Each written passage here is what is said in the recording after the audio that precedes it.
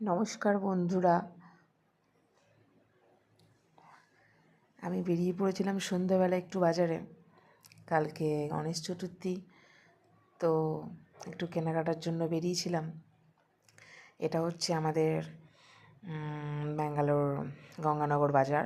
দেখো, গণেশ চতুর্থীর জন্য কত ভিড় বাজারে, প্রচুর লোকজন।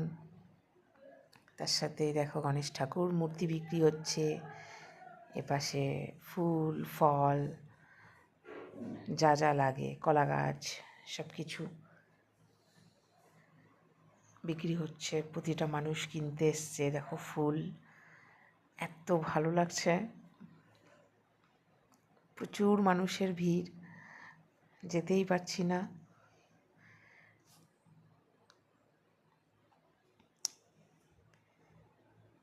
আর এত সুন্দর লাগছে না দেখতে, কি বলবো।